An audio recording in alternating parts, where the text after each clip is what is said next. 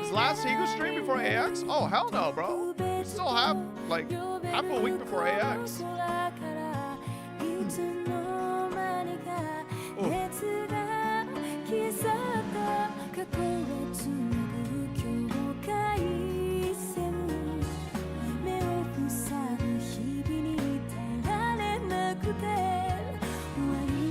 Still don't know who the fuck that blonde motherfucker is. I mean, we all know it's Satoshi, but like, why? And also, who the fuck are any of these people? Like, where would they ever get involved? I'm so confused.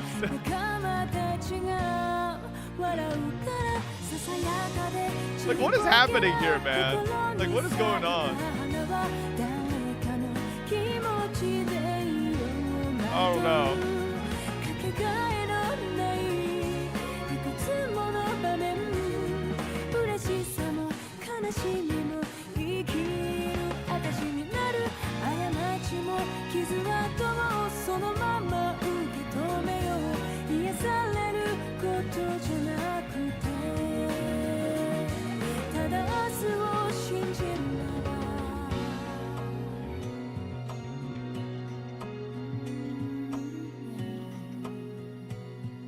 All right.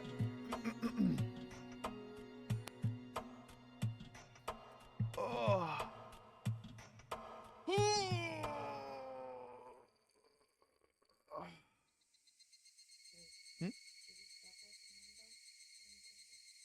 Okay, yeah.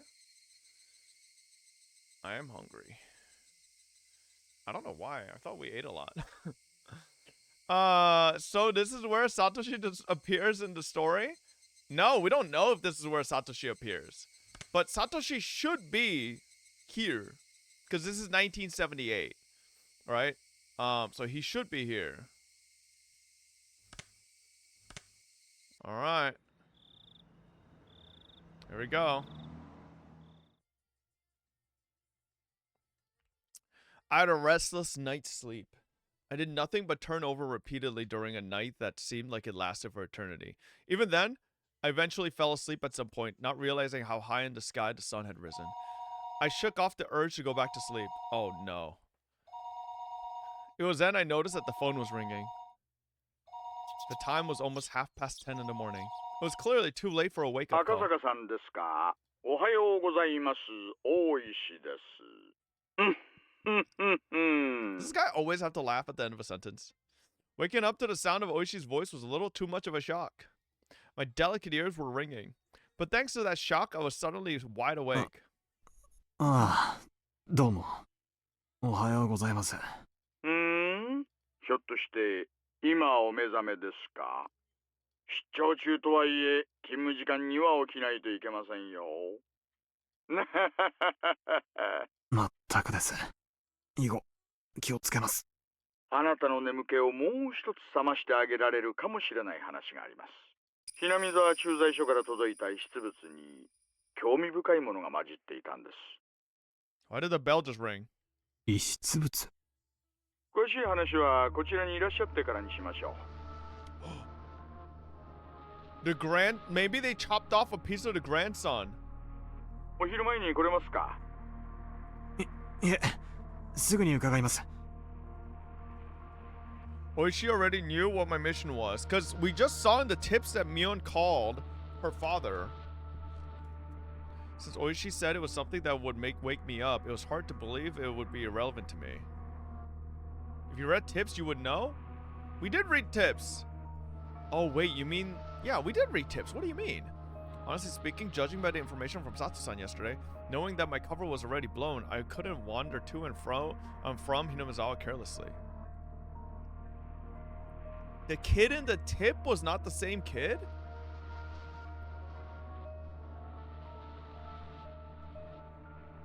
Yes, it was. It was the grandson of the fucking director of construction or whatever. What do you mean? They are the same. You guys are confused, bro. You guys are confusing me with your confusion. Nah. Nah. It was the same kid. No, the funerals and stuff was they were talking about, no, chat, you guys are dench. They were talking about the funeral was for a grandson of someone that was connected to Hinamizawa, right? Who Uryu was saying, oh, that they've been so nice to us all the time, you know, all that, right? So that's why she was offering a lot of money, and that made her think about the other grandson that they had kidnapped from the, you know, the director or the minister, right? Like, you know, no, you're confusing yourself.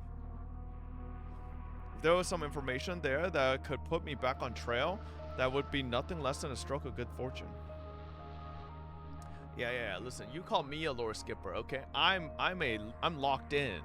After vigorously washing my face, I pulled on my jacket and hailed a taxi. おお、来た来た。天才ジャンシ様の到着だ。遅くなって申し訳ありません。で、一体何が出たんですか?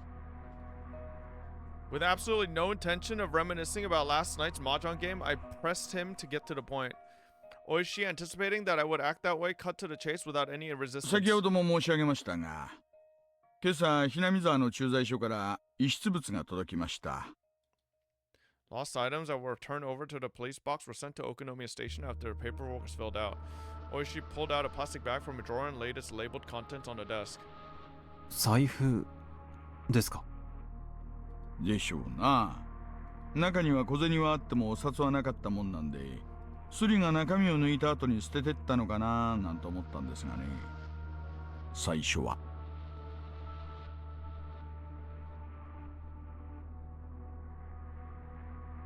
You think this is the start of the murder case? You think the foreman was taken? I didn't understand how this wallet so far removed from Tokyo could possibly be related to the kidnapping. If it had drawn Oishi's attention, it would have to be something dramatic, like if the wallet belonged to the missing grandchild. That would be absurd, like something that convenient would happen. If that was it, then there were probably initials written on the wallet, like the initials of Toshiki Inukai, the minister's grandson, T.I. Thinking like that at this point, I didn't suppose that this wallet was something that could get Oishi so excited. Oishi, after putting on a pair of disposable plastic gloves, handed me a pair of the same. I didn't feel that this wallet was such an important thing, so I had my doubts about whether there was any point in putting on gloves. However, I didn't want Oishi's attention to go to waste, so I put them on. Oishi opened the plastic bag and pulled it out, showing me the back. As I imagined, there were initials engraved there, but it was slightly more detailed than what I had thought, with Toshiki I marked on it. Oishi grinned at me with a look on his face that said, "See? We can't confirm that this belongs to the minister's grandson," I informed him calmly. The wallet was irrelevant. It was nothing more than Oishi's over-eagerness. First of all, there was absolutely no way in this distant locale that the missing grandson's wallet would be found with such convenient timing. After all, the Onigafuchi Guardians wasn't related to the case in the first place. Yes, they are! So there was no way this wallet belonged to the grandson. Why I wanted to decide that was the case, even I didn't really know. Even though that should have been a top secret case was leaked before I had even been dispatched.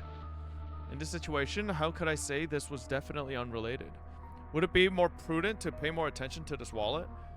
It had only been a couple of days since I arrived in Hinamizawa, but in those couple of days, due to the number of remarkable events, my nerves might have become just a little frayed. Shaking my head slightly, I cleared it of unnecessary thoughts. Oishi opened the wallet zipper, revealing the contents. Inside was a small change and a number of crumpled receipts. Oishi, from that jumble, pulled out a folded card. Seeing that, my heart stopped for a moment. It was a card from a dental examination. The name Toshiki Inukai and the age, a perfect match. Dentist's location was in Tokyo. There was no need to explain any further. How far was it from Tokyo to Hinamizawa? It was far enough that taking the bullet train and cars would still take several hours. Why would a wallet with dental examination cards from Tokyo inside show up in Hinamizawa? Could it belong to a tourist who came from Tokyo? Or maybe a village or vacation to Tokyo just happened to pay a visit to the dentist? No, it had to have fallen into somebody's bag by accident. In my mind, I desperately struggled to find a possible excuse as to why this wallet didn't belong to Toshiki Inukai. Why does he want it to not belong so badly? It was as if it just wouldn't do for this wallet to belong to him. However, weeding out any possibility for error one by one, the haze surrounding the wallet in front of me faded, gradually letting it come into clear focus. ね I felt a shiver of electricity run up my spine. My pulse quickened and a thin film of sweat began to coat my entire body. From Oishi's point of view, I was probably slack-jawed and spaced out with a sloven look on my face. この歯科には問い合わせましたか？そりゃ赤坂さんの仕事でしょ。私はまだそこまでは。この財布はいつ頃のものでしょうね。拾ったのは村人です。昨日のことだそうで。じゃなくて、この財布はいつ頃落ちたものでしょうね。How the fuck would they know that? ここいらに雨があったのはちょうど先週7日前。中身が水にやられた様子はないから、最長で6日前からでしょうね。この財布の存在は署内で誰が知ってます？初期対応の日並沢駐在所の警官、それから遺失物対応で係が 2,3 人、あとは私とあなた。内緒の事件と関係があったらまずいでしょ。ベラベラとは喋ってないつもりですよ。電話を借りていいですか？どうぞどうぞ。外線は0発信から。I dialed the phone number inscribed on the examination card. I could hear my pulse pounding inside my head. Ah, could there possibly be something so absurd? The addresses on the receipts and cards inside the wallet were all from around the area where the grandson lived. The name on the examination card was also a match. The time we deduced that the wallet had been left behind also matched up with the timeline of the kidnapping. Of course, it was possible I could just laugh it off as a big pile of coincidences. There wasn't any strong evidence. Rather than all this circumstantial proof, the contents of the phone call I was about to make would have much greater meaning. はい、お待たせしました。中川歯科です。どうも、こちらは沖宮署です。実はお財布の落とし物がありまして、所有者の連絡先を探しております。ご協力をいただいてもよろしいでしょうか。お財布の中にそちら様の診察カードが入っておりまして。ええ、氏名は犬飼俊樹くんです。カードの番号を申し上げますので、電話番号をお調べいただいてもよろしいでしょうか。ええ、ありがとうございます。Isn't this an insane breach of privacy? Like, why doesn't she at least confirm he's police? Like, what if he's just pretending to be police? お願いできますか。Still holding a receiver, I pulled out a notebook from my breast pocket with my free hand. I opened it up to the page with the grandson's address and phone number recorded on it. どうも、はい。お願いしま Compared す。 the phone number written in my notebook to the one that was being read out on the other end of the line. During that process, I spun around to look behind me uneasily. I locked eyes with Oishi. Oishi looked puzzled, wondering what the matter was. Why would I feel uneasy and look behind me? That was because the person on the end of the line was reading out the numbers as though doing so straight from my notebook. It seemed that HQ was in quite an uproar thanks to my report. No matter how many times the authenticity of the evidence I had linked to the grandson was called into question, I could only respond that it was the truth. When the lead investigator first picked up the phone, I was grilled about the evidence I had found that was almost too good to be true, if I do say so myself. But after having doubt after doubt dispelled, he fell into silence. The receiver was finally handed over to the section chief. When he picked it up, the background thrum on the other end of the line disappeared, and I knew it had gone completely silent.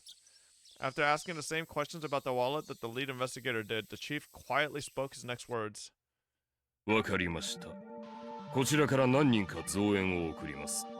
今日の夕方には到着できるでしょう。赤坂君は引き続き現地調査をお願いします。財布が発見された地域の情報を収集しててください。加納さんは何人か選んで現地へ直接。The fact that he was sending Kano, the lead investigator here, meant that the chief had decided there was a possibility that the Onigafuchi guardians were somehow implicit in the kidnapping. However, it felt as though until the lead investigator, whom he trusted, had verified the evidence with his own eyes, he was still going to be skeptical about it. どうでした？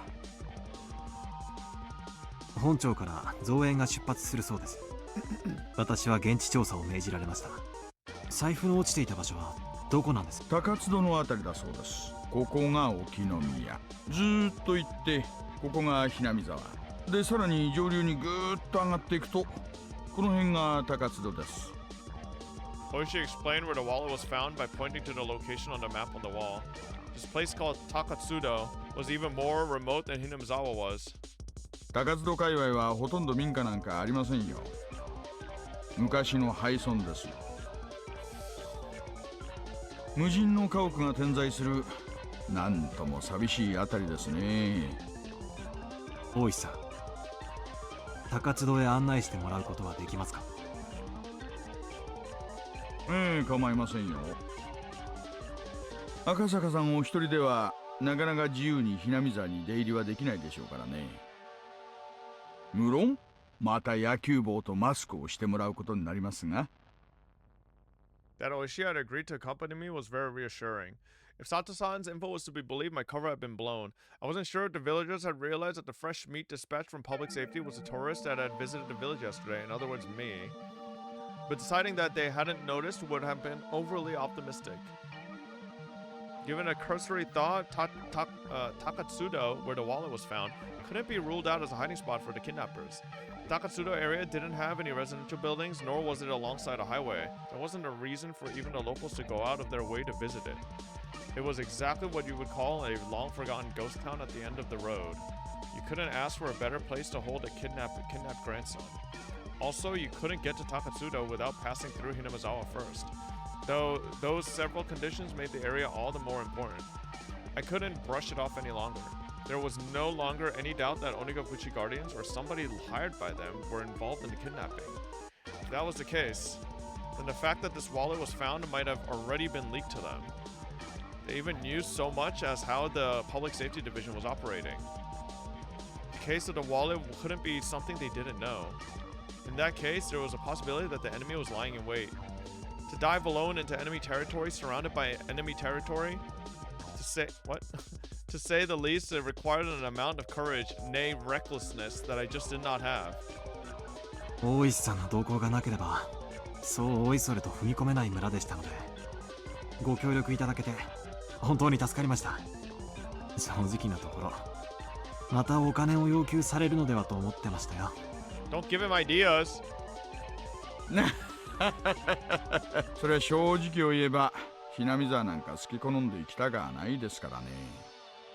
運賃でも弾んでもらいたい気分ですが、でも一緒にタコを囲んだ友人の頼みとあれば断るわけにはいきませんしね。Whoa, whoa, whoa! Back up, bro! Grinned as he pounded me on the back. Back shots? It struck me that he just didn't want to jump ship rather than having any sort of sense of duty towards his job. Even so, that didn't matter. Right now, I really appreciated the gesture. では、早速出してもらえますか。If the enemy knew that the police had obtained the wallet, then they would probably have moved the hostage to a different place. There wasn't a moment to lose. But Oishi, without regard to the fact that we were about to head out, began to remove his jacket. 何をしてるんですか。まあ用心ですよ。 Has Oishi ever actually worn his jacket? 家中の栗を拾うなら相応の用意が必要と思いましてね。Oh, is he putting on a stab-proof vest? あなたも来ます。 Pulled out the drawer below the desk was a stab-proof vest. Oh shit, bro, they're gearing up.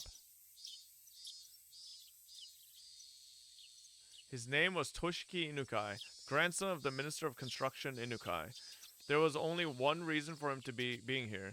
If you didn't include gym or art class, his grades were above average.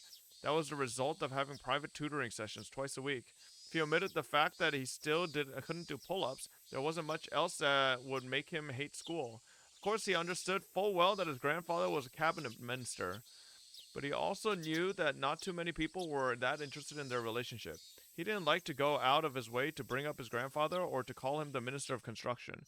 And finally, he at least tried to know a little more about what kind of work the Minister of Construction did than your average Joe.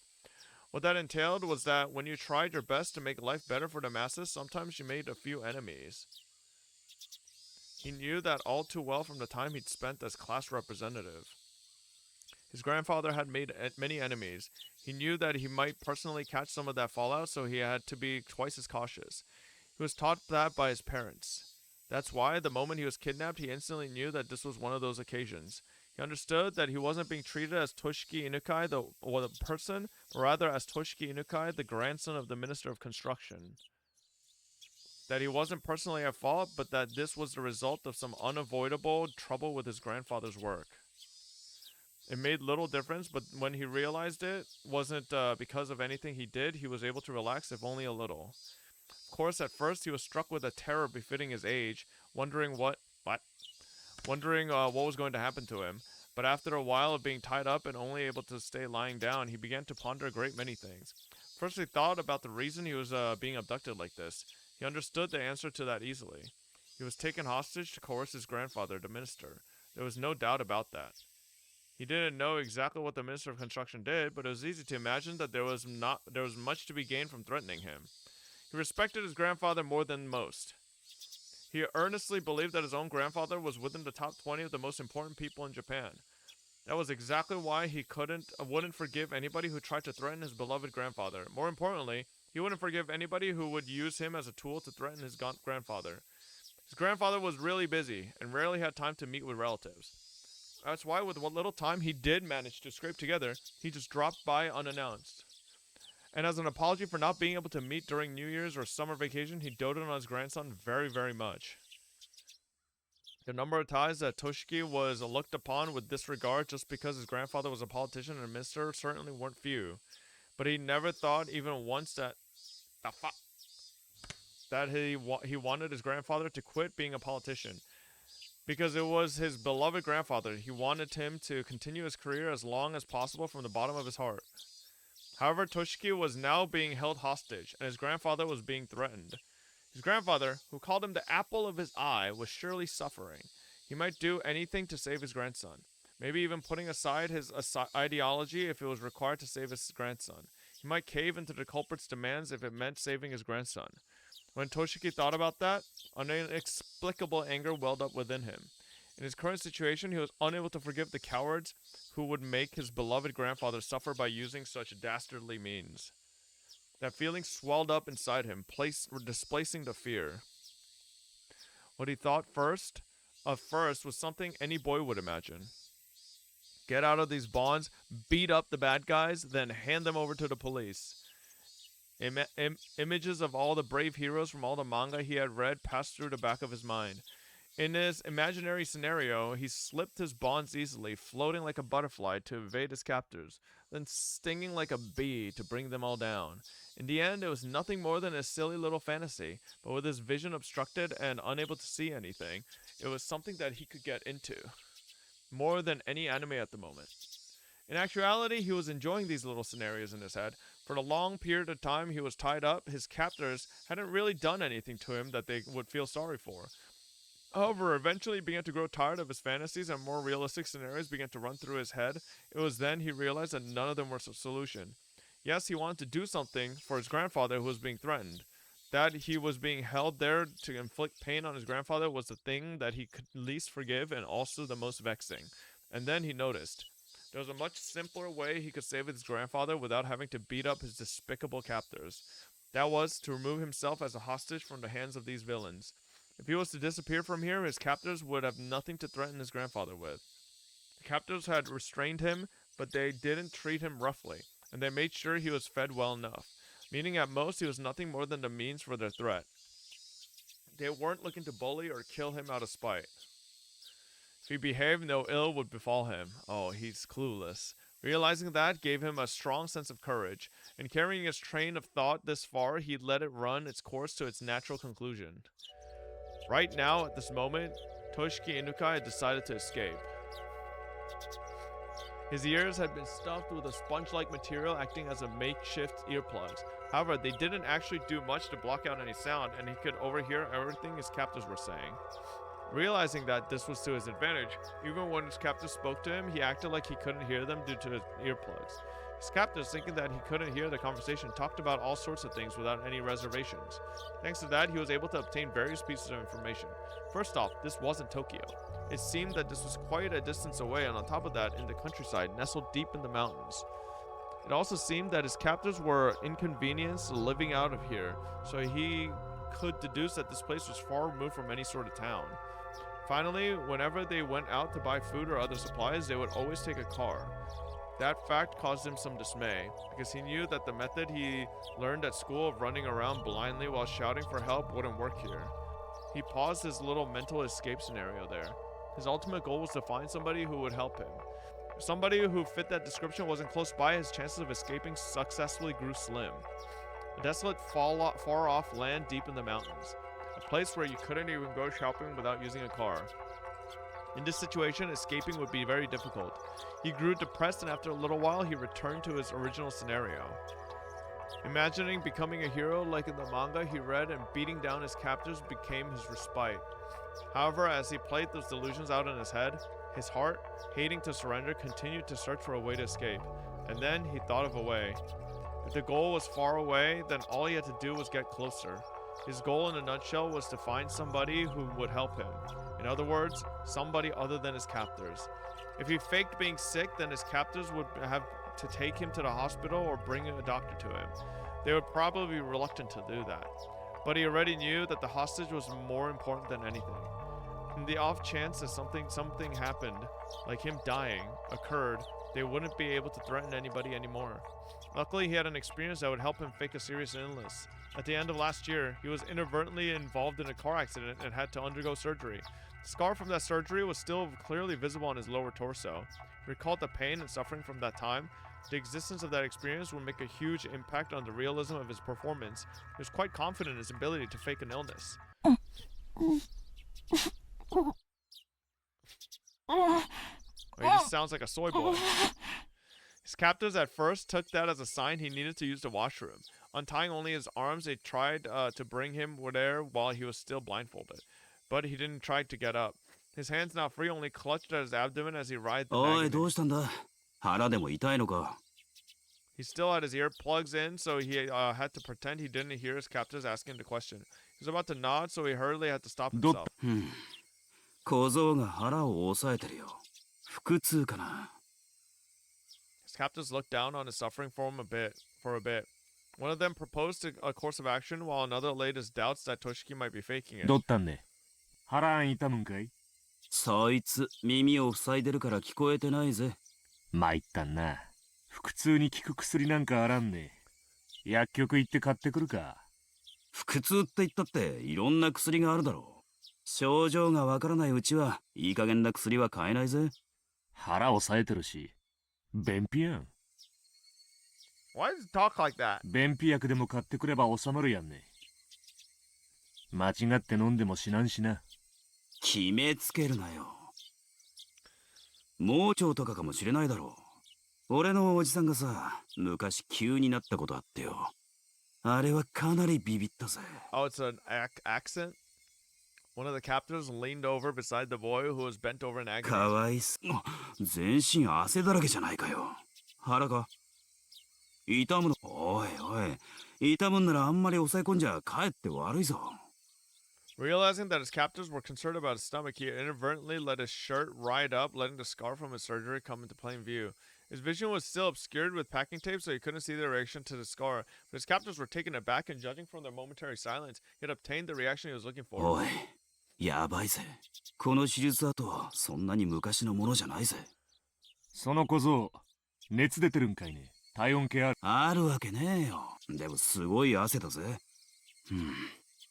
おでこは結構熱いと思う緊張状態が続くとさ昔の傷なんかに応えたりするって聞いたことじゃあどうすんよ薬じゃ治らんちゅんてんか何の手術跡か知らねえけどとにかくまずいだろ下手すると命に関わるぜまずいんてこれは本当にまずいんて医者に見せた方がいいこのままじゃ突然ぽっくりいっちまう可能性だってあるだろう Toshiki Inukai, with those few words, knew that the situation was progressing exactly as he had envisioned it, and snickering to himself on the inside, pressed his act even further.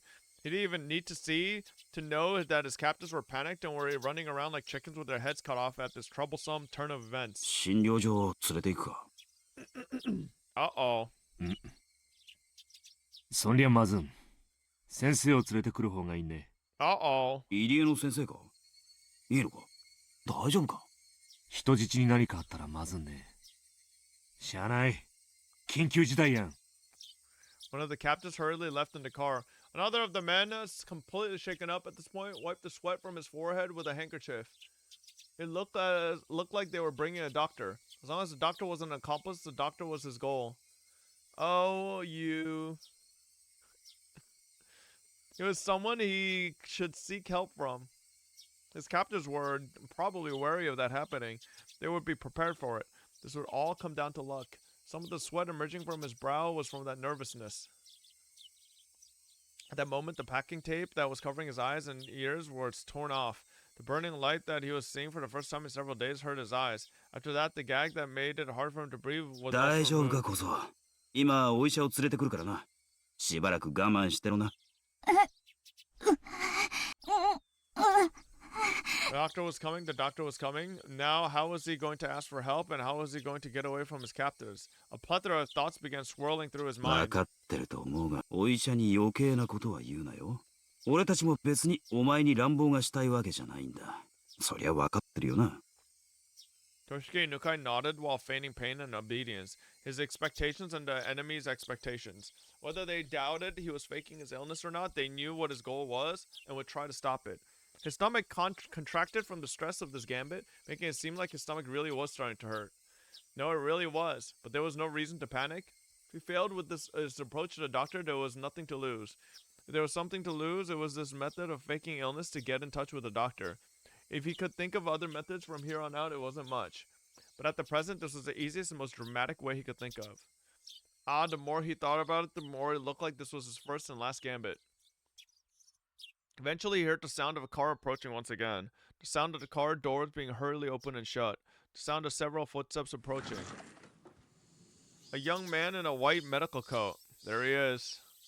As he acknowledged the boy, a suspicious look showed itself on his face. 彼は村の子じゃありませんね。 The captors didn't respond. From the looks of it, the young doctor had realized that this was an abnormal situation. One of the captors talked threateningly. 先生には関係のないことです。For a while, the doctor and the captors silently glared at one another. However, unable to stand the sight of the boy continuing to suffer, the doctor, as the captors had hoped, didn't press any further. その古い手術跡というのが何の手術でしたか？そりゃわからないです。本当は診療所に連れ帰るべきなんですがね。先生、そりゃさすがにちょっと。The doctor said he wanted to bring the boy back to the clinic, but the captors simply silently shook their heads at the notion. It was a fleeting hope, but it was only natural that the captors would refuse. At that moment, his eyes met with the doctor's. Seeing that the boy's painful state was abnormal, the doctor suspected it was a serious illness. 大丈夫ですか？私は医者です。この手術跡は去年の冬に事故で。事故？そうですか。参ったな。He couldn't let the doctor figure out that he was faking it here. He had to somehow figure out some way to keep this going and tell the doctor that he was being confined and needed help. 患部を少し触りますよ。痛むところがあったら言ってくださいね。Seeing that it was extremely painful, the doctor crossed his arms and began to ponder. He had to somehow get himself to a hospital. To Toshiki Inukai, faking this illness was the performance of a lifetime.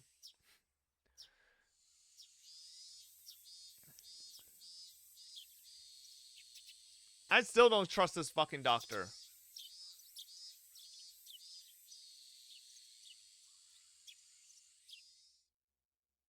Oh shit, 皆さん here we も go. ご苦労さんなことです。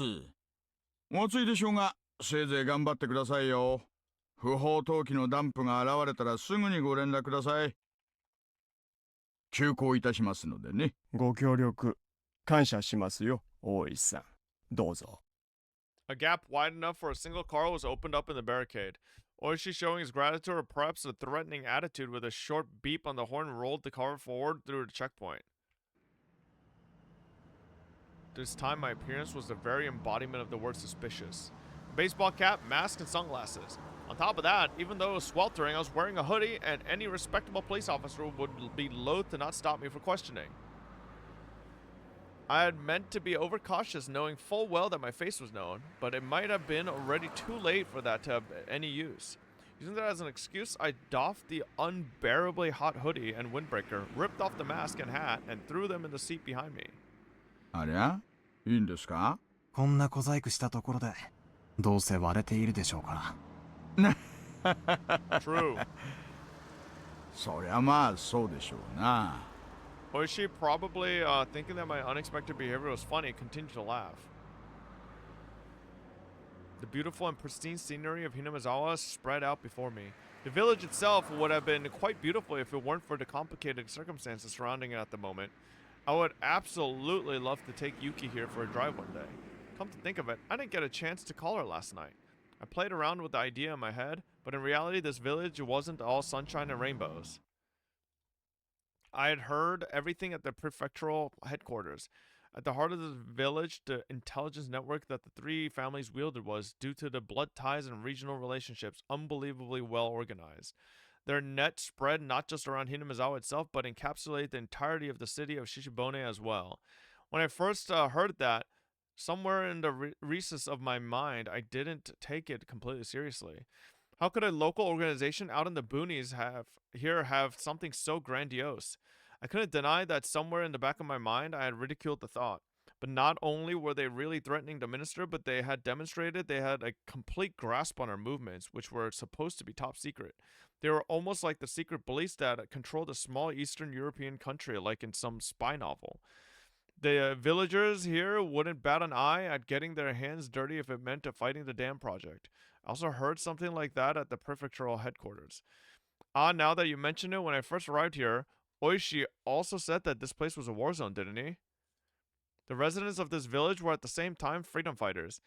Although by definition they were no different than guerrillas or militia, they weren't protected by the Geneva Convention, but they also didn't have to adhere to those rules either. This place was more of a quagmire than a legitimate battlefield. A secret war was unfolding. I could drive along because Oishi was with me. But if I was to leave this car for even something as trivial as looking for a vending machine, there was a chance I wouldn't return. Even though a single shot had been fired, this was a battlefield. No, the reason why bullets weren't flying was simply because it was hard for a civilian to obtain a gun in Japan. Okay. So they were probably just equipped with weapons other than guns that were easier to obtain. That was why Oishi was wearing that stat-proof vest, wasn't it? 赤坂さん、緊張してます。The fact that I was apprehensive was, of course, picked up on by Oishi. If he already figured it out, there was no point in trying to deny it or hide it. もちろんです。敵の本拠地にたった2人で乗り込んでいるんですよ。この人数では万一の時が不安です。万一の時？な大丈夫ですよ。この村の人間すべてが敵ではありませんでしたか。全員が口裏を合わせれば、この村で白昼堂々殺人が起こっても証拠一つ残らない。そういうところだと聞いていますよ。This is what the ironclad rule of not barging into a Yakuza office alone was about. If there wasn't a neutral party involved, that area wasn't bound by the laws of common sense. If something happened, you wouldn't be able to prove it, and there wasn't anybody who would take your side. It's pretty much the definition of poking the bear. 南沢地区へ向かうと同僚に言い残してますしね。万一の時は無線機もありますし、赤坂さんが怖がってるほどね。そう簡単には完全犯罪はできませんよ。We'll watch it tomorrow. Don't worry. まあ、もちろん油断をしないに越したことはありませんがね。赤坂さん、緊張しすぎですよ。前にご一緒してた時の方がリラックスしてらしたじゃないですか。な Laughing it off, Oishi thumped his chest and grinned as if to say I could depend on him. まあ本当の本当にヤバくなったら桜の大門にはこいつがありますからね。 Oishi made a motion by sticking out his index finger. It was undoubtedly the image of a 役 gun. に立ちますか？撃った後の後始末云々が怖くなければ実に心強いですよ。 An officer's gun was only for show. If you really wanted to fire it, there were quite a number of stipulations, and you had to be prepared for the long probationary period afterwards. That definitely wasn't worth it. So even if an officer did unholster his gun, there wasn't one who actually wanted to pull the 赤 trigger. 坂さんは持ってるんですか？これまあ一応撃ったことは？ありますよ。訓練でですがね。そりゃそうでしょうな。なら大石さんにはあるんですか？私ですか？ねまさかあるわけないじゃないですか。 What was this? I thought he was laughing at me because he had experience. The two of us laughed 銃 together. 口を向けたこともありませんがね。銃口を向けられたことなら何度かありますよ。銃口を覗かされるだけで寿命が3年は縮むな。 Even if he had never fired a gun before, you couldn't even begin to compare the amount of experience Oishi had over me. At a time like this, I could only marvel again at how reliable Oishi seemed. はあ、そういえば日の高いうちにこっちには来たくなかったな。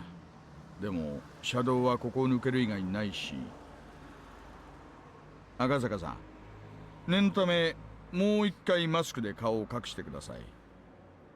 どうしたんです？冷房がうるさいから聞こえないかな。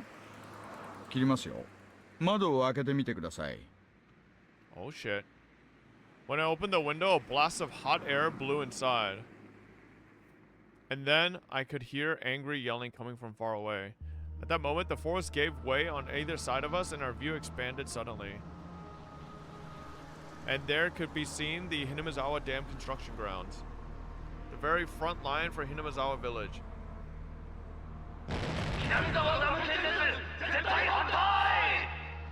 The crackling blare of someone's voice sounded over an enormous loudspeaker. The roar of angry voices continued to rumble. The incredible volume had become a veritable sound cannon, spewing out its ammunition. The prefabricated site office was surrounded by two sets of high fences laced with barbed wire. Lined up in front of those fences were right placed in their vehicles, and surrounding it all were the villagers. They howled out their protests against the dam as a single entity. 今日は少ないですね。ついてます。少ないんですか？ええ、多い時だと道路までいっぱいになりますよ。うちうち車も通れません。 At first, due to their overwhelming intensity, it looked to me like there was more people than there actually was. But upon closer inspection, there were at most 50 to 70 of them. But the 6 or 7 propaganda trucks lined up that looked like they belonged to a band of thugs were a strange enough sight. Xerxes, think over to 46 months. Is this anime or a game? Oh, this is a game. Well, it's a visual novel, so it's more like a book. It's a picture book, but yeah, with voice acting and music and the propaganda trucks, after braying their chorus, had their volume turned up even higher and began to flood the area with sutras. To say that the noise was downright violent wouldn't be an understatement.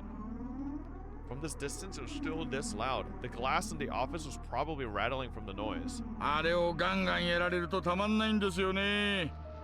昨日の連中全員耳栓してて、それでも耳がおかしくなるそうです。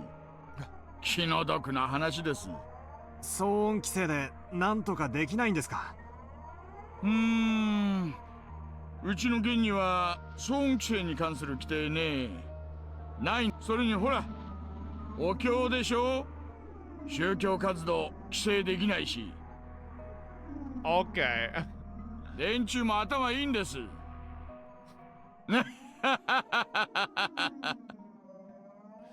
is what I think Oishi said.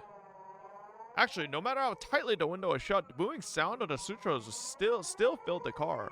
I couldn't even hear what Oishi, who was sitting right next to me, was saying. As the car approached the line of propaganda trucks, the blare became difficult to bear.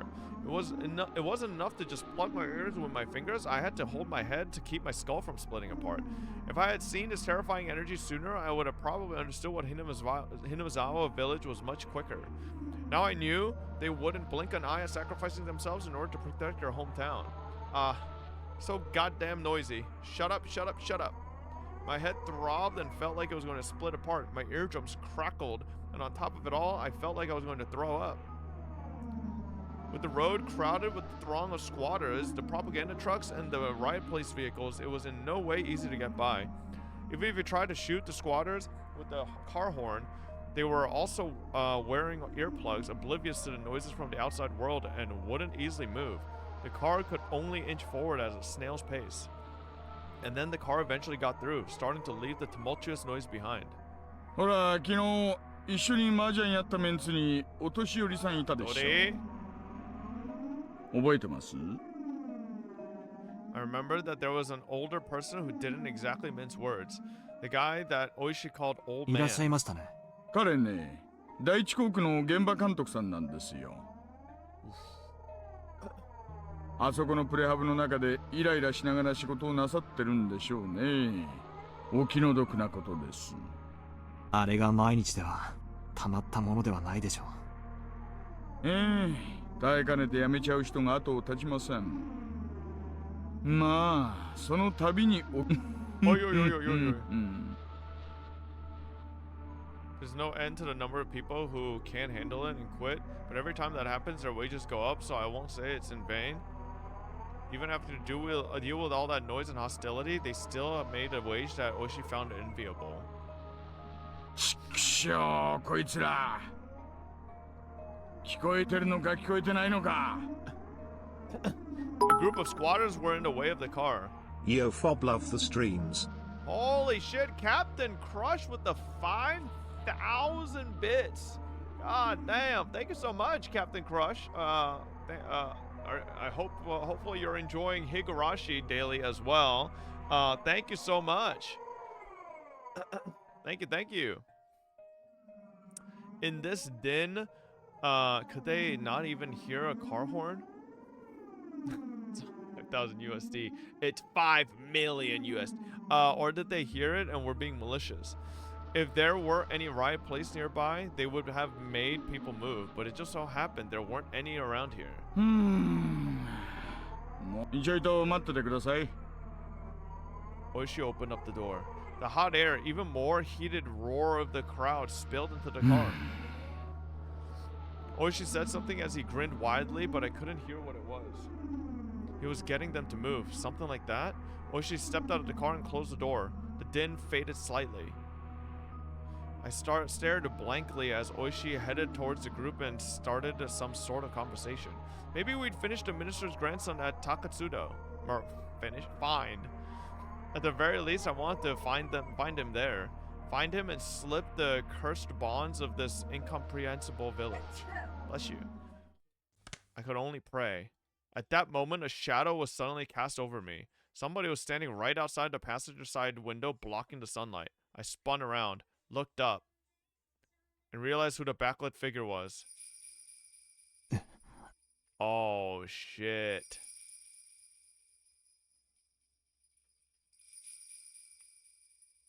It was a girl. It was Rika Furude. The girl stared down at me with a bored look in her eyes. I didn't have any justification for it, but I felt like I had been found by somebody I shouldn't be found by. To fill the silence, I raised my hand as I mouthed the meek greeting. Of course, there was no way she heard my small voice in his clamor, but even then, she should have seen me wave my hand in greeting. In spite of that, she simply stared down at me with a cold look on her face. At that moment, the noise and heat spread throughout the car once again. Oishi had returned to the driver's seat. Taking a look, the group that were blocking the road had started to move aside while glaring our way. お待たせしました。行きましょうか。Oishi registered the figure of the girl behind me. One of the villagers came over and picked her up. In a manner of, it's dangerous, so get away. It was then that she whispered one or two words, however, I couldn't hear any of it. さあ、飛ばしますよ。Oh shit, what did she whisper? もちろん、法定速度遵守で。As if to shake off the still audibly angry voices, Oishi floored the gas. Along with the roar and the shouting, the villagers and the girl quickly disappeared behind us. この先を抜けると高津戸地区です。銃撃戦の覚悟は大丈夫ですか？安全装置外すの土壇場でとちらないでくださいよ。Hey, on car, I think we're at 79 middies.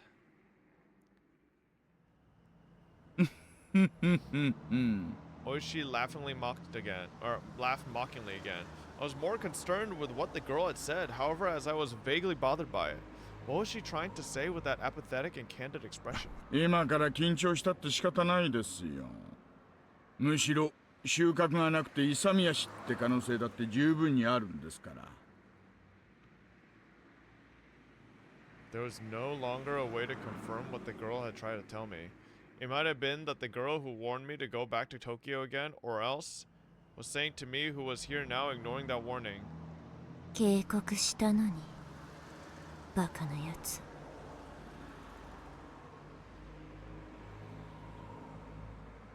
I had the feeling she'd said something like that.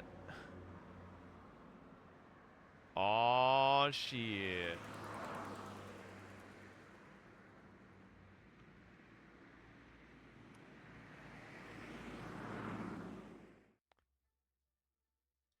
If you were to call Himazawa a rather lonely village, and Takatsudo was outright desolate. For your everyday city boy like me, I just couldn't understand why anybody would force themselves to live here. There was signs that people had, but they were all covered in dust or enveloped in ivy, indicating that it was all abandoned. こんなところにも人は住んでいたんですね。まあ昔の話でしょうな。こんな偏僻なとこじゃ年寄りには辛いですし、若者だってもう少しまともな土地に住みたいでしょうしね。後を継ぐ者がいなきゃ最後にはこうなるってことでしょうな。Even if I had no personal attachment to the village, seeing the disused buildings made me feel a little sentimental. It seemed that Oishi also felt the same way. こんなところで財布が発見されたんですか？財布の取得者もよくこんなに偏僻なところに通りかかったものですね。ああ、村人には山の中に畑を持ってる連中がいましてね。そういう連中は朝晩ここを通りますから。畑仕事の村人たちは早朝や夕方にここを徒歩で通ると？まさか行けるところまでは車で行くでしょうな。早朝や夕方にこんなところを走行して落ちているたった一つの財布を発見できます？できたんでしょうな。取得者はどこで取得したと言っていますか？もう少し先を行ったところにある茂みです。取得者はたまたまお腹が痛くなってちょいと茂みで用を足そうと思ったらしい。それで偶然見つけたらしいんですよ。中にちり紙でも入ってるのを期待したんですかね。話ができすぎているように感じます。財布発見の当初からそういう違和感が拭えません。True. I expressed a feeling that I had from the start of the day, quite frankly. It seemed too good to be true, but it was unwavering proof. But it was too perfect, sickeningly so. That was my feeling. できすぎってな、案外当たってるかもしれませんよ。というと？実は四課のお友達からちょいと聞いたんですがね。園崎お涼が大臣の孫の誘拐事件について言及したって話なんです。言及した？大臣の孫ももう誘拐されてから何日にもなってかわいそうだ。そろそろ解放されるといいな。Yeah, how the fuck would you know that, Grandma? そう、お涼のばあさんが縁側でぼそりとつぶやいたってな話らしいんです。で、そのぼそりが園崎家の裏の裏のあちこちに伝えられてるようです。Right, I had heard something earlier from Sato-san, the informant. That when the leader Oryu had a concern, somebody in the family would be considerate. つまりそれは実質上の人質解放命令ですか？私はそう見てます。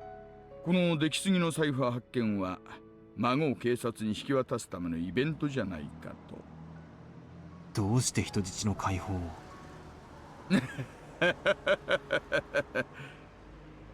そりゃ人質を解放するなんて理由は一つしかないじゃないですか。なんです？取引の成立ですよ。ひなみ沢ダム計画の中止を大臣が約束ってことですかね。ダム計画なんて必ずなくなっちゃいますのです。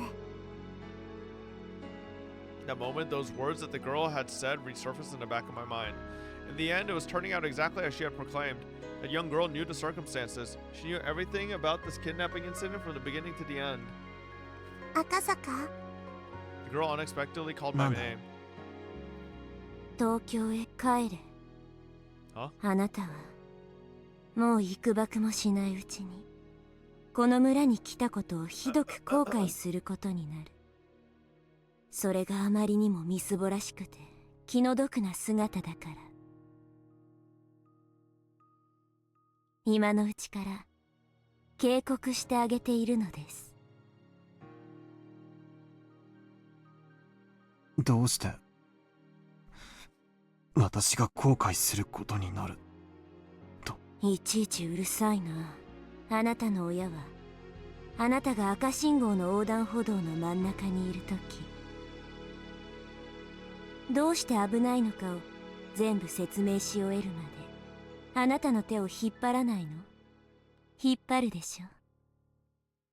まず歩道まで連れ戻してからなぜ危険なのかを解くでしょう。つまりはそういうこと。 Girl who knew everything from start to finish had warned me in the beginning, go back to Tokyo. 赤坂の怖がり。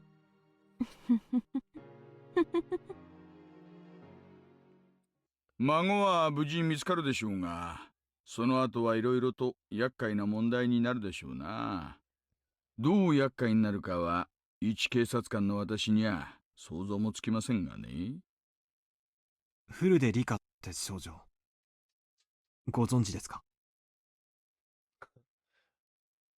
What I had said was such a non sequitur that Oishi sat in stunned silence for a while. もちろん知ってますよ。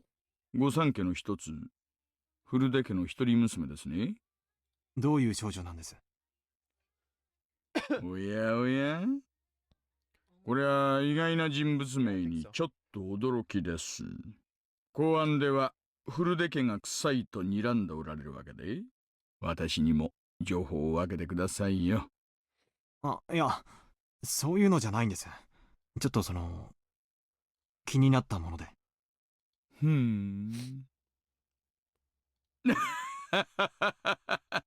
まあいいや。同じ卓を囲んだ友人の質問なら答えないわけにゃいきませんからね。友人と呼んでいただけて光栄です。で、あのお嬢ちゃんはね、村中の誰からも愛されてます。中でも年寄り連中には特に崇められてましてね。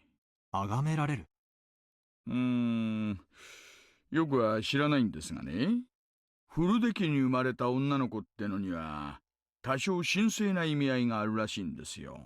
ひなみ沢の土着信仰ですがね。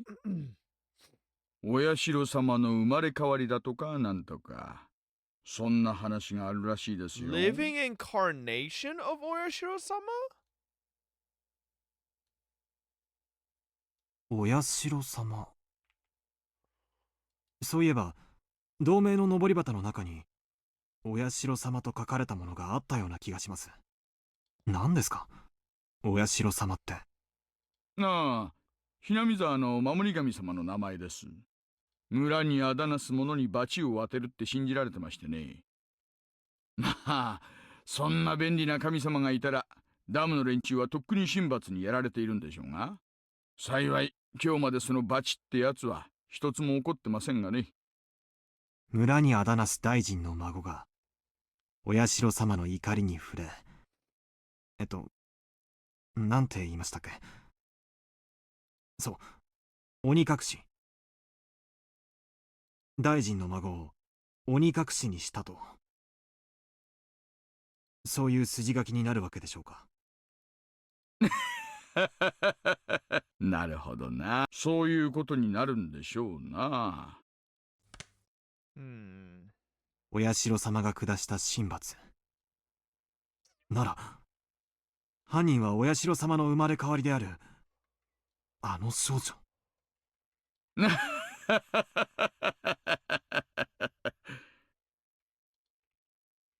Even I didn't know exactly what I was saying. The fact that Oishi laughed it off was a bit of a relief.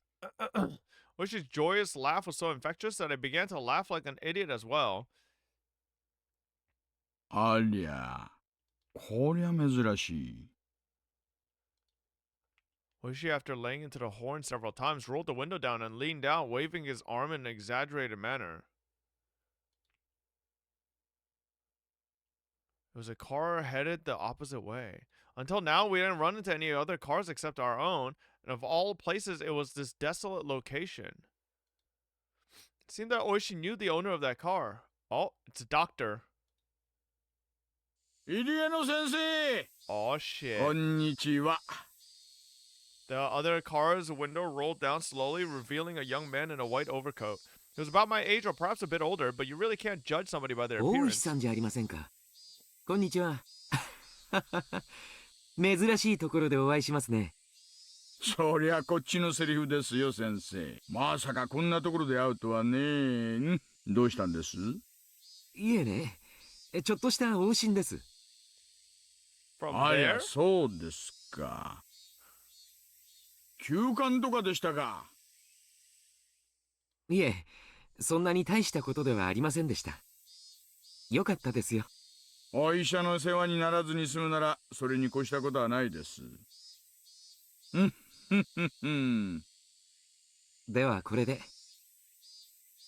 急いで戻らないとスタッフに怒られますんで。な診療所長さんもではではお気をつけて。 The young doctor named Irie, after gesturing his farewell, drove forwards and soon disappeared around the corner. Oishi also drove forwards, but soon came to a stop again. He pulled out a worn map book from the dash. His expression didn't have an ounce of irreverence. He was perfectly serious. どうしたんです？今日は診療所は往診の日じゃないはずです。よっぽどの休館か特殊な事情のある患者ということになりますね。 Why? Oishi flipped through the pages, opening up to the map of Takatsudo. After that, he took a look around and started to figure out what our current location was. その休館が怪しいということですか？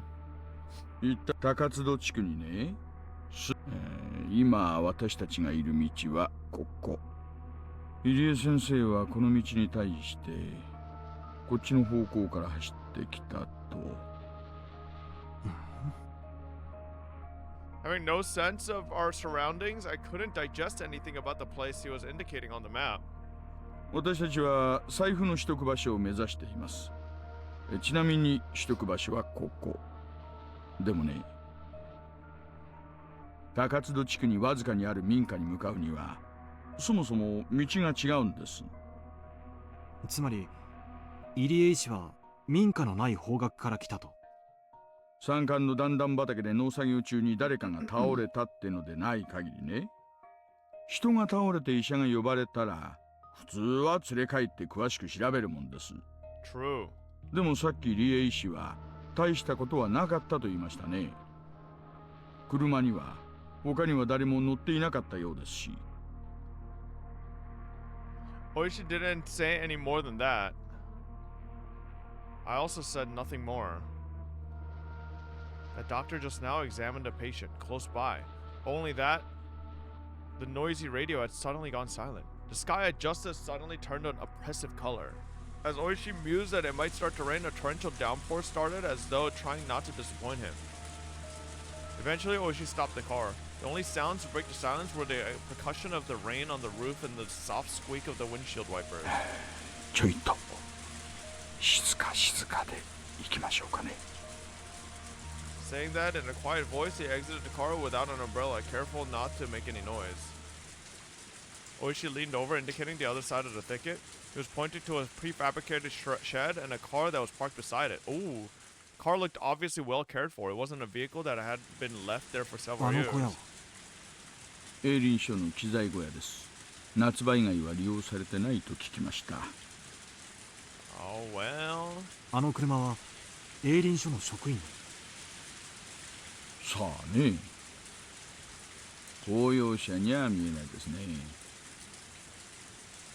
Oishi was playing it cool, but my nervousness was gradually increasing. 一応は念のため。 Saying that, Oishi returned to the car. I thought he was going to get an umbrella, but he had grabbed the onboard radio instead. もしもし、大石です。聞こえてるかな？こんにちは、こんにちは。ふんふん。はい、沖宮 PS。大石さん、感度良好です。どうぞ。今、高津戸地区の営林署機材小屋前です。矢後地に向かう方じゃないよ。南沢から高津戸に入る方の。はい、確認しました。小屋に不審者。Oh. これより職質します。5分で連絡なかったら駐在所に連絡と大至急応援パトを送ってください。よろしくお願いします。了解しました。じゃあ行ってみましょうかね。ふんふんふんふん。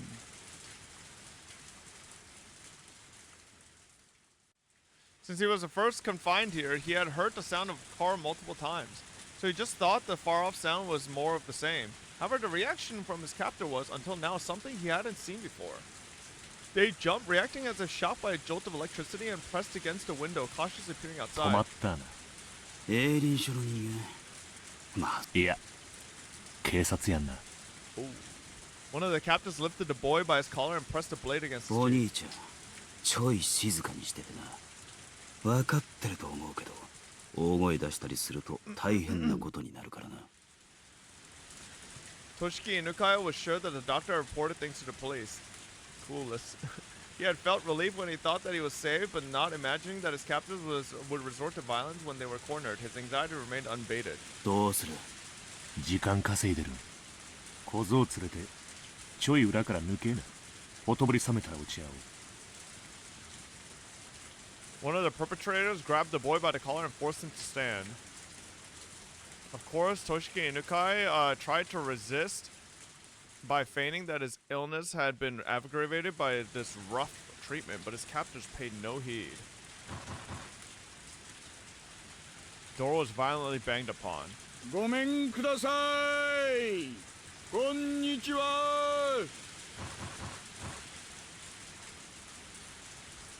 The door was banged on again. Toshiki Inukaya hesitated for a moment to respond to that voice by yelling.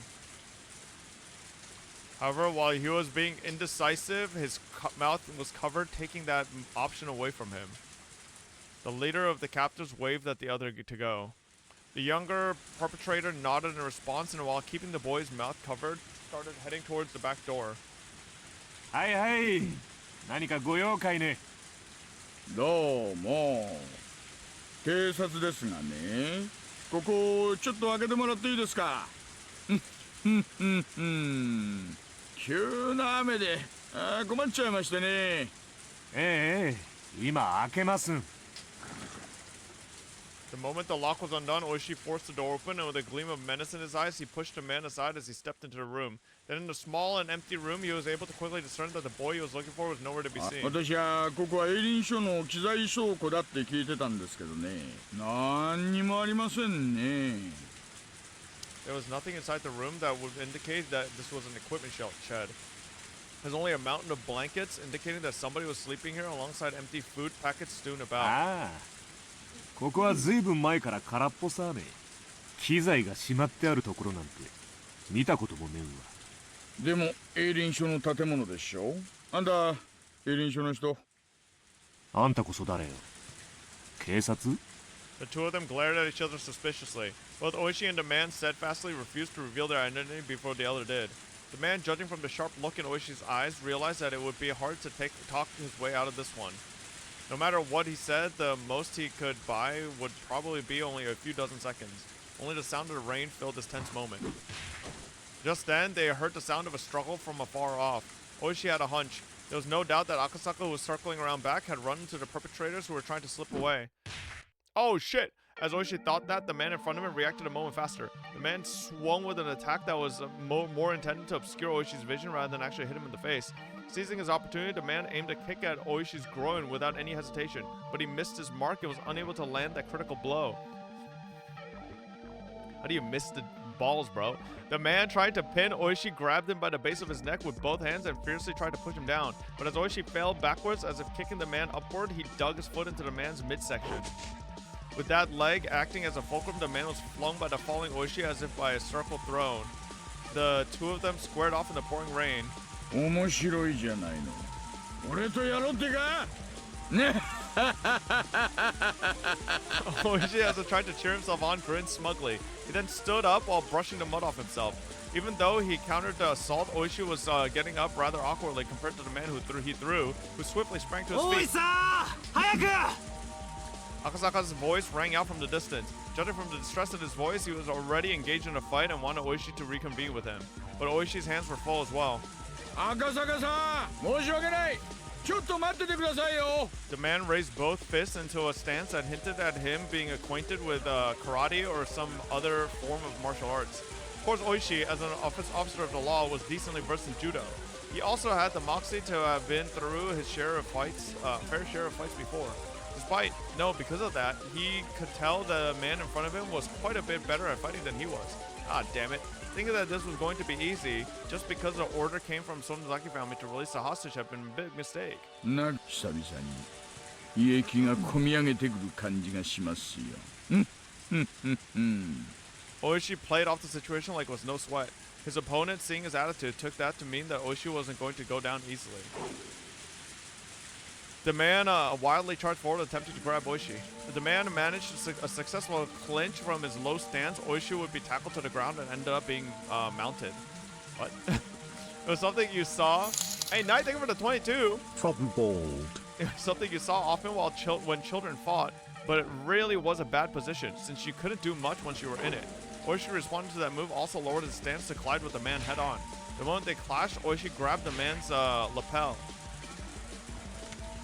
As he yanked the lapel upwards, he smashed into the man's solar plexus with the elbow of the same arm.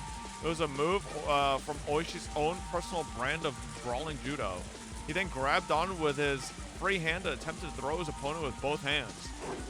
But the man lowered his center of gravity and swung his arm in a large arc, entwining them with Oishi's. Not only that, but he had forced both of Oishi's elbows to the outside, and Oishi, now in an awkward position, was in danger of exposing his back with his hands still clutching the man's chest. This guy practiced Aikido or grappling, didn't he? Oishi, cursing the fact that his fingers were twisted into the man's shirt and couldn't get away, released the grip, but he was still in an awkward position of getting bent over. And to top it off, at zero range. This is wording. The man was able to read Oishi's movement completely as he tried to squirm his way into a better position. And then took the palm of his hands and swiftly clapped them over both of Oishi's ears. That's... Clapping the ears in any other martial art except for self-defense was basically forbidden. Karate and judo didn't recognize it as a legal technique. It was that much of a simple and dangerous attack. Oishi raised both his hands as he tried to reflexively clutch at his own ears. But before that could happen, the man wrapped his arm around Oishi's neck. His thick bicep clenched firmly around the base of Oishi's neck like a vice. Oishi instinctively thought he was going to be killed. After all, it wasn't hard to believe that a man like this, who was accustomed to fighting, could crush his opponent's neck from this position. But his opponent didn't do that. He had chosen to keep his hold and force Oishi to lose consciousness. That's why Oishi at that moment, even though his face was twitching, was grinning widely. Even though his opponent had a chance to kill him, he didn't choose to. He was thinking, this guy has no intention of killing me. However, even though that might be the case, the man holding on his neck was by no means gentle. In no time at all, Oishi's consciousness began to fade. Having the experience of being taken down countless times in judo during his student days, Oishi was utterly resigned to the fact that it was over.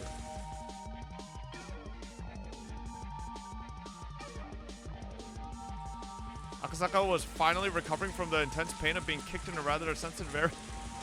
He had bumped into the captain carrying the boy by the back entrance. He had seen Toshiki Inukai's picture plenty of times, but it wasn't able to immediately ascertain if the boy in front of him was the real deal, with his mouth covered in packing tape. Also, with his limited experience, it wasn't hard for him to panic over how to deal with the situation. Of course, the perpetrator didn't overlook his momentary lapse. His kick landed squarely in a critical spot, with Akasaka not even having time to call for help. As the man flung the boy over his shoulder, he headed towards the front of the shed. But upon hearing Oishi's bellowing voice, he gave up on going that direction. He then dashed off towards the forest, as if the weight of the boy slung over his shoulder wasn't even there. Akasaka was lost for a moment. Meeting up with Oishi, who was fighting with the enemy, was by far the safer option, but he couldn't just lose sight of the fleeing man. Akasaka stood up and chased after the captive's back. He ran through the short thicket, branches and fallen leaves crunching underfoot. Tips of the branches raked and clawed at him, small scratches inscribing themselves on his body one after another. He kept on stepping into puddles and mud, and his shoes were soon filled with murky water. For Akasaka, traveling through this unexplored forest was, even though this was an emergency situation, extremely unpleasant. As he said that, he regretted it immediately, as it was just but a waste of breath. There wasn't a thief in the world that would politely stop when told to by the police. So a city boy like Akasaka running through this forest was an arduous task. However, it must have been no easy task either for the man carrying the minister's grandson. He neither gained nor lost ground in his pursuit. Akasaka, upon realizing that, gained back a bit of composure. Just keep on chasing him. We were running in the same condition. In fact, the man running with an awkward stride was at far more disadvantage. They couldn't run forever. Eventually, he'd definitely trip and fall. As long as he was being hounded, he would definitely stumble. How long is this fucking chapter?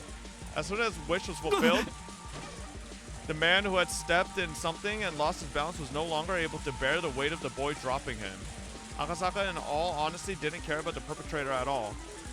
Just as long as he could ensure the safety of Toshiki Inukai. No, we're not doing too. I gotta go. So if the perpetrator ran off by himself, it was perfectly acceptable. But it seemed that Toshiki Inukai was important to the man as well and didn't choose to just run away empty-handed. Akasaka didn't know what to do in this kind of situation. His first priority should probably be to ensure that the safety of the boy, subduing his captor being less important. Grappling with the perpetrator wasn't something he planned on, but most likely it was either do or die. Akasaka's moment of indecision proved to be fatal. The man, aiming right between, or rather for both of Akasaka's eyes, struck out with a jab.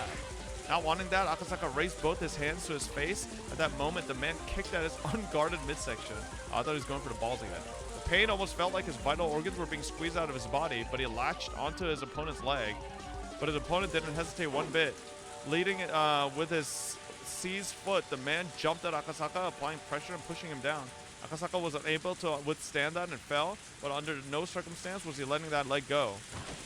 The two men fell together in a tangled heap. The man who was desperate to pull his leg free from Akasaka, but having fallen in an awkward position, was unable to. Two of them rolled around on the ground, floundering about, trying to gain an advantage. But Akasaka, who was holding onto his opponent's knee with both hands, and that opponent, who had complete freedom to move his upper body, were in two completely different situations. The man gained a positional advantage on Akasaka, who was still latched onto his leg and couldn't move away, and pounded full force on his head with both fists. Not only that, he found a rock nearby and beat it against Akasaka's skull. Thwack, thwack, thwack. The difference between being hit with a fist and being hit with a rock was vast. Akasaka quickly thought of letting go of the man's leg to free his hands to protect his head, but if he let go, the man would get away. If he didn't dig in here, everything would be for naught. The boy was trying to say he was trying to save was right there. He was going to save him and go back to Tokyo. If he could do that, then it would be goodbye to the freakish village.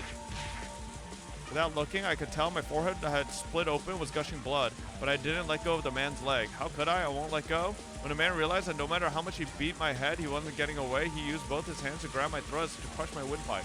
I pulled my head back as a slight form of resistance, but it was of no use. The man's hands enveloped my neck and began to crush it like a vice. It was less about the pain of not being able to breathe so much as it was choking so hard I felt like I was going to throw up. It felt like my stomach was going to turn itself inside out, but I could only endure it. Damn it, damn it, damn it. Can you guys lose already and end the chapter? My throat hurts. I won't let go. I can't let go. Bro, these guys literally lost. Oishi already got shit on. I didn't want to be here. I want to resolve this and go back to Tokyo. Go back to Tokyo and talk to Yuki all about our unborn child. We were going to talk about our bright future. I had no intention of loosening my grip. However, it loosened just a bit and the man's leg came free. The man kicked as hard as possible and tumbled backwards. My head was spinning. I was unable to get up right away. No, I couldn't even put any strength into getting up in the first place. Even so, I couldn't back down. If I let him escape now, this chance would never come again. Even just catching their scent was nothing short of a miracle. If we weren't able to get the minister's grandson back here, there wouldn't be another chance. The man tried to drag the boy to his feet, but the kid was displaying some unexpected resistance, allowing me to get up unnoticed. But I grasped a rock that the man had just beat me over the head with. Now it's my turn. The rock should be able to supplement what meager strength I had left, adding more than enough power to my attack. My fist, still wrapped around the rock, dug into the side of the man's torso. It seemed like it hurt him quite a bit. The man rolled around for a bit, clutching his side. Freed from the man's grip, the boy hid behind me. To the boy, those were words he was waiting for the most, but the crisis was still not over. That was because, even though he was still clutching at his side, the man had gotten up again and had taken a fighting stance. I could see in the man's eyes the resentment at the pain I had caused him and the confidence that he could still beat me. If we were to clash head on again, he might not even stop if my head were split open. これおとなしく降参しろ。てめえこそ小僧をこっちへよこすんだ。首の骨をへし折られていか。誰が貴様の言いなりになどなるも。もうじき応援が到着する。貴様らに逃げ場などない。The man reacted adversely to the word reinforcements. That was because he now knew that arguing like this wasn't just a waste of time, but put him closer and closer to danger. Realizing that, the man shifted mental gears almost too quickly. なら手っ取り早く済ませるぜ。こいつならどうだよ。What the man pulled out from his back pocket was, of all things, a gun. Of course, I'm a police officer. It's not like I don't know what a gun is. But having one pointed at me was something I'd never experienced before. Was it real? Of course it was. There was no way it was a replica in a situation like this. おとなしく両手を頭の上で組んで。次乗るな悪党。誰がお前に従うか。クソバカが。撃たれなきゃこいつの恐ろしさがわからねえかよ。貴様の銃声で応援がここに駆けつけるぞ。バカが。森の中で。しかもこの雨だぞ。銃声などかき消える。As long as he still held the gun, no matter how much I yelled at him, I was at a distinct disadvantage. But I still had a fighting chance. If I were in his shoes, instead of wasting time yelling at each other like this, I would shoot him and take the boy. That way was the fastest and would suppress any sort of further resistance from him. But the man was demanding my surrender without having fired a shot, meaning that either he either didn't want to shoot or couldn't. In other words, the man in front of me was soft. If I could buy even just a little more time, the factor that would lead to my victory was numerous. Oishi was probably on his way. Nope. And the reinforcement we called for before coming here should already be well on their way too. Not only that, they should have contacted the local police box. Without a doubt, somebody stationed in the village would be here much quicker than that.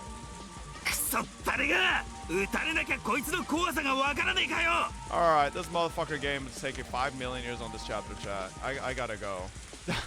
Jesus Christ, why is this chapter like 3 hours long? Chat, I literally have to go somewhere. Like, this chapter is just way too fucking long. We'll pick it up tomorrow. Nah, listen. It's the last chapter? No, it's fucking not. It's 1 hour, by the way? How is it been? Chat, we've been playing Higurashi for well over an hour. What do you mean it's 1 hour? Huh? Are you guys delusional? What are you saying? Bro's just making shit up. Alright, well. Listen, if I didn't have to go somewhere, it would be fine, but I literally have to go somewhere, chat. Like, we were on a timer.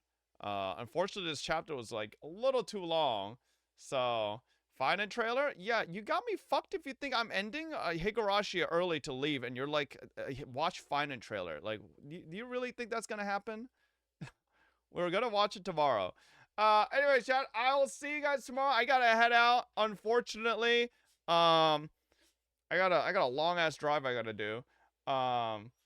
Start Higo early, motherfucker. You keep stalling on Uma when you say you're going on ZZZ. How about I do what I want? And if you don't like it, go fucking play Higo yourself. Huh? Anyways, I'll see y'all tomorrow. Thank you guys, as always, for hanging out. Unfortunately, like I said, today we didn't have as much time to finish up Higu. Tomorrow we will pick it back up and maybe we can finish it. I don't know, because apparently these fucking, like, you guys said this chapter is shorter. I think it has less chapters, but each individual chapter is longer than any fucking chapter from the other chapters. Like, it's just the chapters individually are really fucking long. There's less chapters, but it's just like long for no reason. Bro, we're only 3 chapters into this fucking chapter and we're 6 hours in. Like, I don't know. There's like the other chapters have like chapters that are like only an hour. This almost every chapter of this one has been 2+. Anyways, all right, I'll see y'all tomorrow. Good night, everybody. Bye-bye. 3 chapters into the chapter. Yeah, because Higurashi has each game is a chapter, but then they have chapters within chapters.